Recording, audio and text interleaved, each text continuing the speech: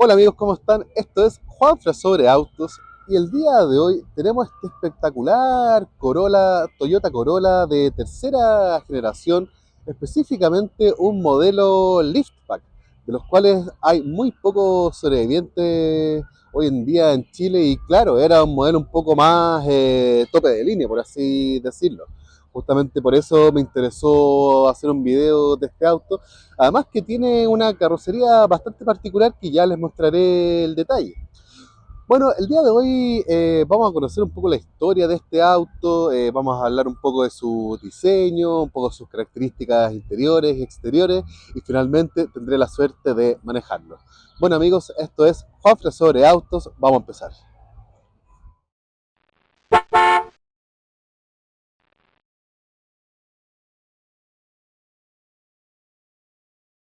Recuerda apretar el botón de suscribir y además activa todas las notificaciones para no perderte ningún video. Bueno, esta es la tercera generación de las varias generaciones que tienen los Toyota Corolla a lo largo de los años. Los Corollas se empezaron a hacer en los años 60 hasta hoy en día, hasta la actualidad, que estamos en su última generación. Es importante destacar que, claro, el Corolla, si bien tiene muchos años en el mercado, ha cambiado a lo largo de estos de forma considerable.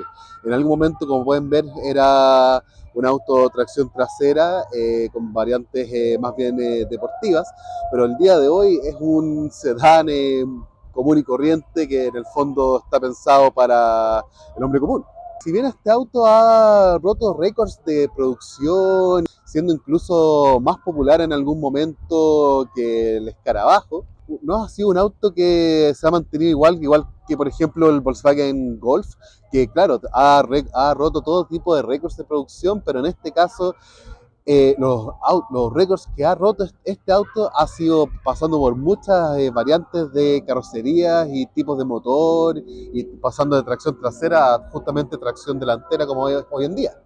Bueno, enfocándonos justamente en esta generación que era la tercera, tenía distintos códigos de chasis según los años en que fue producida y sus distintas variantes de motor y de carrocería.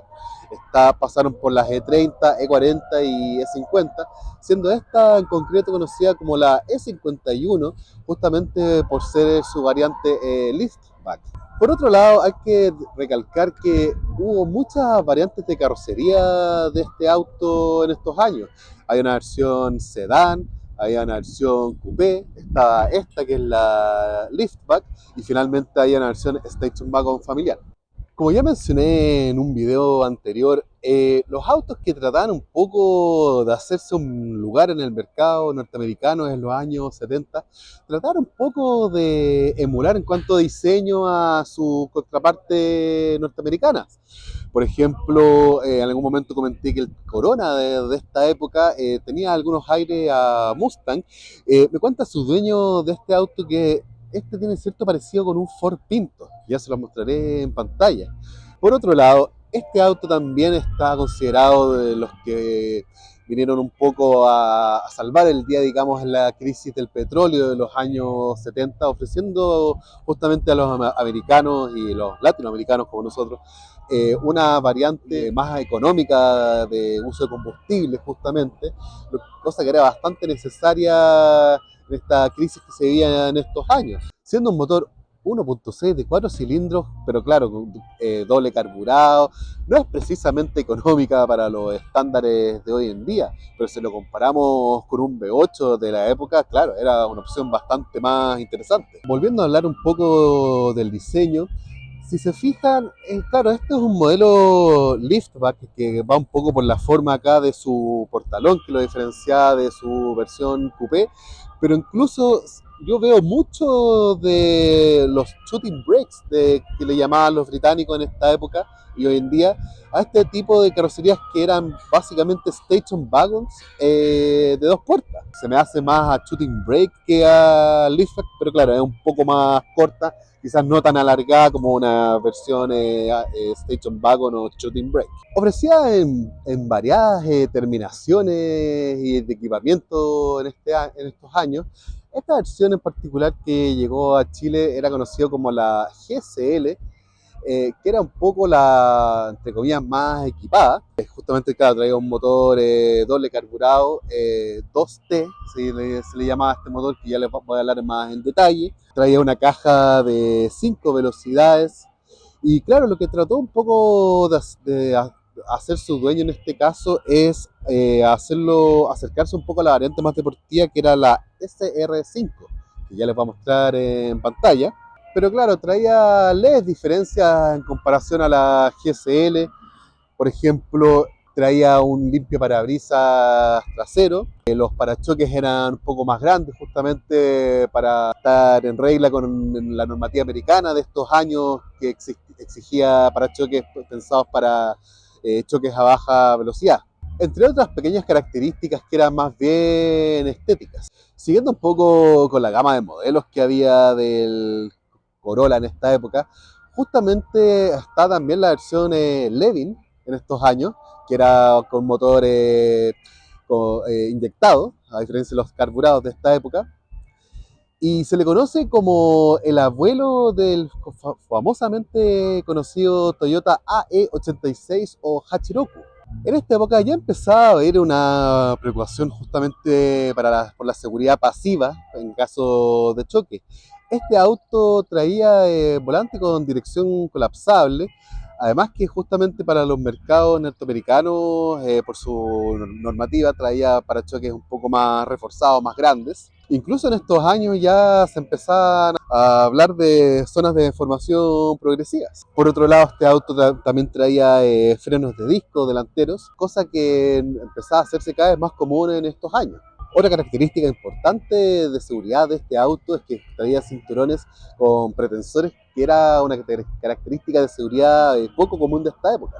Este era un auto concebido justamente para competir con el Nissan Sunny o Nissan Sentra de esta época, o el Honda Civic, de otros similares, o sea, autos más bien de segmentos no tan grandes, pero accesibles. Pero lamentablemente la prensa de esta época, específicamente la revista Road and Track, lo consideró muy pesado, muy caro para lo que era y además muy gastador, comparándolo justamente con un Volkswagen Golf de esta época. Bueno, analizando un poco más el diseño de este auto, claro, es un auto setentero por donde se le mire. Vemos mucho cromo, este tipo de detalles que le dan un poco de sensación de velocidad, digamos, tratando un poco de emular detalles de diseño de su contraparte norteamericana. Acá, por ejemplo, podemos ver esta particularidad que se le puso el dueño, que es este como riel cromado, que lo que hace un poco es disipar el agua justamente para que caiga por acá. Otro detalle importante de este auto, claro, son sus llantas características de esta versión, también bastante setenteras. Y claro, si lo vemos por todos lados, es un auto muy angulado, como les decía, siguiendo patrones de diseño del mercado norteamericano. Otro detalle importante de este auto, que lo hace también más deportivo, es que, no lo puedo abrir, es que trae puertas sin marcos, que también le da un toque bastante único. Bueno, acá estoy con Miguel, el dueño de este espectacular Toyota Corolla. Antes de darle un poco la palabra, quería hablar un poco de este motor. Este es el motor 2TB de estos años de Toyota, que básicamente consistía en un motor 1.6 de 4 cilindros de 86 caballos aproximadamente. Ya les voy a poner en pantalla los newton metros. Y bueno, justamente le quiero dar la palabra acá a Miguel para que nos cuente un poco de este proyecto, en qué estado un poco lo encontró, cómo lo ha ido restaurando, arreglando y a qué nivel le gustaría llegar a tener este hermoso ejemplar. La verdad que es un auto que a mí por lo menos me apasiona mucho, he tenido varios, pero siempre me he quedado con este. Un auto que para mí por lo menos me gusta mucho, lo disfruto a concho cuando salgo, de hecho Venir para acá ya significaba que me paraban por el camino o me hicieran dedito para arriba. Como que no es un auto más en la calle, da esa sensación. Entonces la gente te tiende a hablar. Recién estamos acá preparando este tema y se me acercó alguien a preguntar respecto al auto, lo estuve mirando, porque llama la atención. Básicamente este auto yo lo compré alrededor de como 11, 12 años atrás. Yo lo he ido mejorando, le he ido haciendo cosas, le he traído muchas cosas de afuera. Le instalé el aire acondicionado, que aún falta terminar un poco lo que son las cañerías y todo eso. Bueno, acá a Chile no llegaron con limpia parabrisas, también se le instaló limpia parabrisas, se le trajo su accionamiento, sus cables. Tiene encendido electrónico americano, así que Dios platino y condensador, no, nunca más. Respecto al auto, bueno, ya prácticamente todo lo que quería hacerle ya se le ha hecho y yo creo que ya estaría entrando en tierra derecha ya como a empezar a pintarlo. En realidad no es un auto que me deje botado, absolutamente, no, la verdad que he viajado harto en él, me ha llenado hartas satisfacciones y nada, se disfruta concho siempre. El andar, bueno, es un auto del año 77, no le podemos pedir más ni tampoco menos. Pero, como digo, es un auto bastante fiel. Si yo lo pinto, no lo voy a llevar no voy a ir al supermercado a comprar en él. O el portazo al lado, bueno, a la persona le va a importar un bledo. Tampoco sacar ahí para decirme, oye, disculpa. Entonces, va a ser básicamente una pintura, diría yo, no de museo, sí, pero quiero que sea dejarlo como corresponde el auto. Por eso es que me gusta mucho tener cosas del auto que son del año y que pertenecen al auto. Perfecto, Miguel, muchas gracias. Entonces, claro, entiendo, como bien dices tú, que eres más purista en ese sentido, que te gusta mantener el auto stock con sus piezas originales, pero al mismo tiempo que no sea un auto de museo, digamos, o sea, que sea un auto que se use, no tan frecuentemente tal vez, pero claro, que no se convierta en algo que da miedo salir casi. Viendo el auto, si bien es un auto del 77 y tiene algunos detalles a arreglar, como buen auto con esta cantidad de años, en su generalidad está súper bien paradito, bonito, su color, es un auto realmente único acá en Chile y nada, se agradece la intención de querer traerlo a la vida. Bueno, ahora voy a hablar un poco del interior de este auto para finalmente dar una vuelta en este auto y probarlo. Bueno, me encuentro aquí en esta cápsula del tiempo, volviendo a los años 70, y claro, o sea, por donde se le mire es realmente un auto setentero. Entonces, vamos analizando un poco las cosas que me van llamando la atención. Contamos con este manubrio que era exclusivo un poco para esta versión, de cuatro puntas, digamos, el manubrio. Su peculiaridad era que, claro, traía aquí adelante dos botones para la bocina, pero acá atrás también traía justamente otros botones más para esta función, cosa que uno fuera manejando de esta forma y podía apretarlo así fácilmente. Tienes acá sus dos telecomandos que se ven como unos palos medio flacos, medio escuálidos, que me da un poco miedo romperlo. Cuanto a las materialidades, claro, veo mucho vinilo, plásticos duros. Si me fijo acá un poco en su tablero, claro, tengo bastante información porque está haciendo la versión un poco más deportiva. Traía hartos set de relojería. O sea, tengo la temperatura del motor, la cantidad de combustible, tengo hasta un reloj, tengo tacómetro, velocímetro, tengo para leer el voltaje de la batería, la temperatura del aceite y la presión del aceite. O sea, claro, era un auto pensado un poco más en situaciones más bien deportivas. Toda la consola del auto y su set de relojería está un poco centrado hacia el conductor, dándole un poco este carácter deportivo que lo podemos ver hasta en otros deportivos de Toyota hasta el día de hoy, incluso en el Toyota Supra. Otras cosas que me llaman acá la atención, bueno, acá contamos con el tradicional encendedor, una radio de fábrica bastante básica que incluso yo diría que no tiene como una marca muy bien establecida. Acá contamos con el tradicional cenicero, un espacio para poner algunas cosas. Vale decir que en este caso sí contamos con aire acondicionado en este auto. Acá tenemos los comandos justamente del aire para ponerlo frío, caliente. Y acá hay un botón que, claro, fue agregado después para el limpia parabrisas trasero, justamente. y acá hay un botón bastante marcado que es para el aire acondicionado. Tenemos en este caso una caja de cambios de 5 velocidades, también se ofrecían cajas manuales de 4 velocidades y automáticas de 3 velocidades.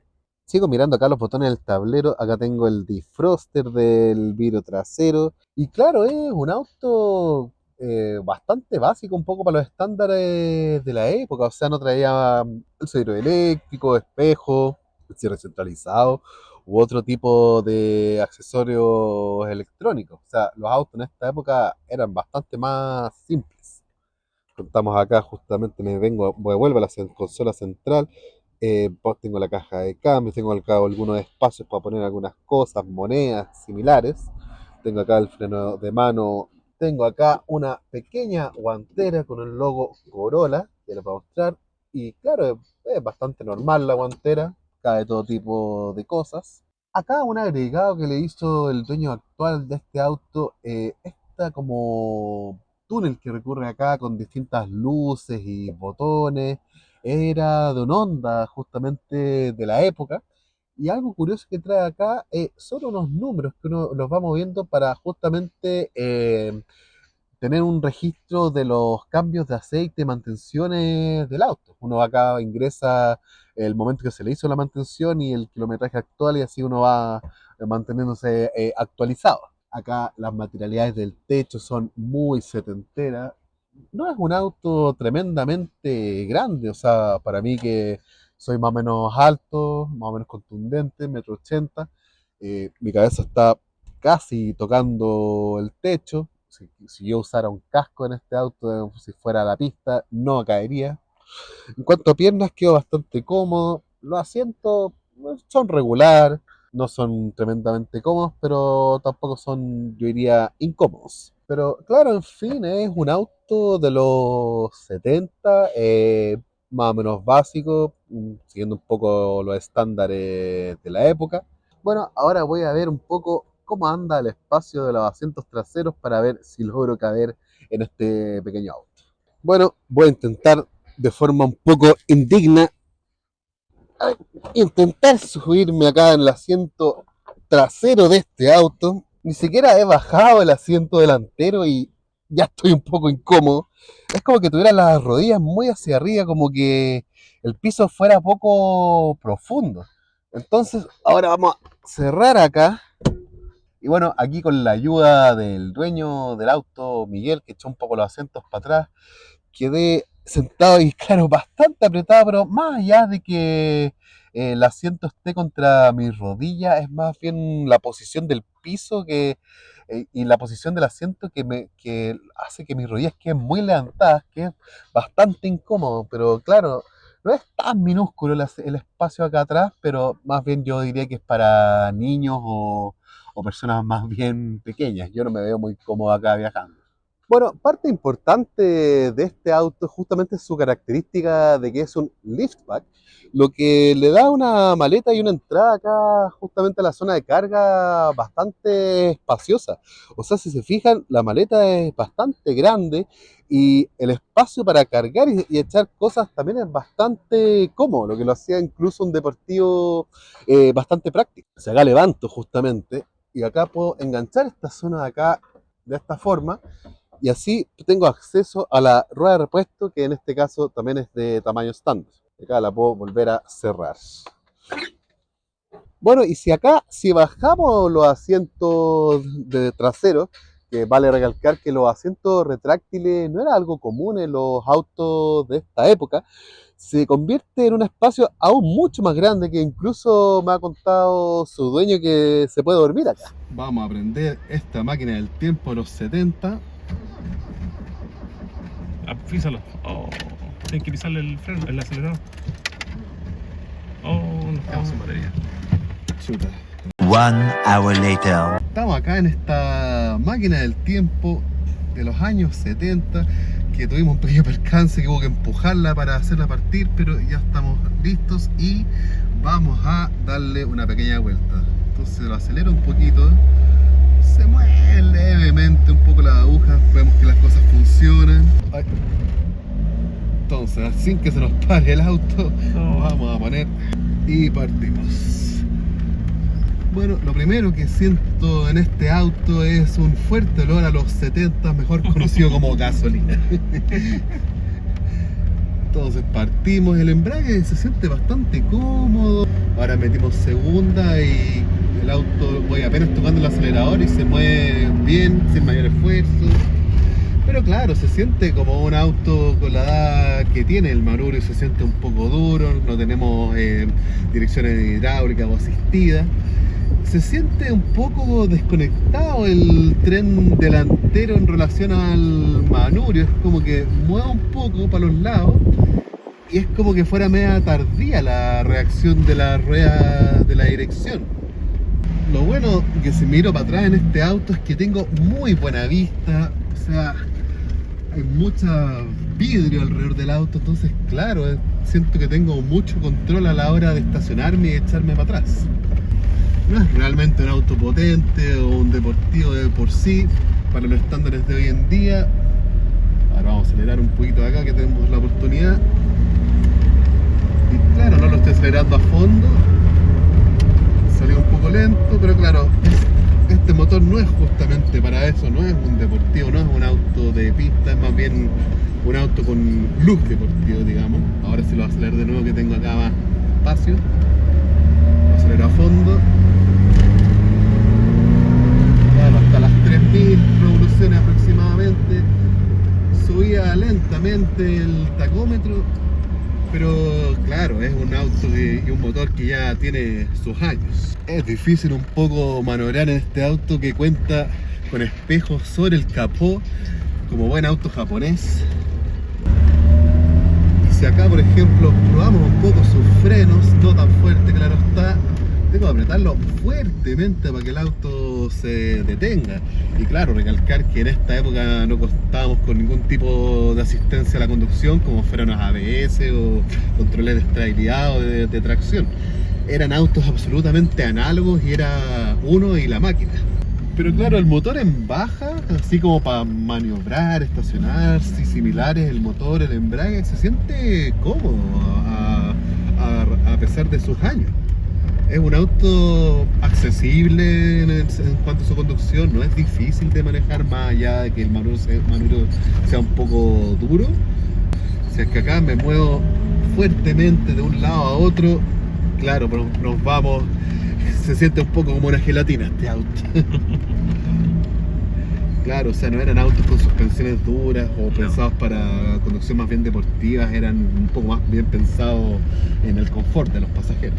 Bueno, estoy acá con Miguel, el dueño de este espectacular Toyota Corolla de los años 70 y nada, querer agradecerle por haber querido prestar su auto para darlo a conocer acá en el canal, por haber confiado justamente y haber ofrecido su auto en primera instancia. Él llegó justamente, me contactó justamente por haber visto un par de videos y claro, se agradece e incito a todo aquel que quiera contactarme para ofrecer su auto, si tiene algo interesante, podemos hablar y justamente acá como Miguel ponernos de acuerdo y grabar esta maravilla de auto. Nada, Miguel, nuevamente muchas gracias a ti. por prestar tu auto. Feliz que esto se promueva, que se hable todavía de estos autos. Si bien es cierto, no es tan grande el grupo como otros que hay, pero que se siga hablando de ellos, que se hable de ellos más en el detalle como tú. Para mí es fantástico eso, yo encantado. Y bueno amigos, esto es Juanfra sobre autos. Síganme en YouTube, síganme en Instagram, deje su like en este video y nos vemos en una futura oportunidad. Esto es todo, nos vemos. Chao, estén bien. Chao, chao.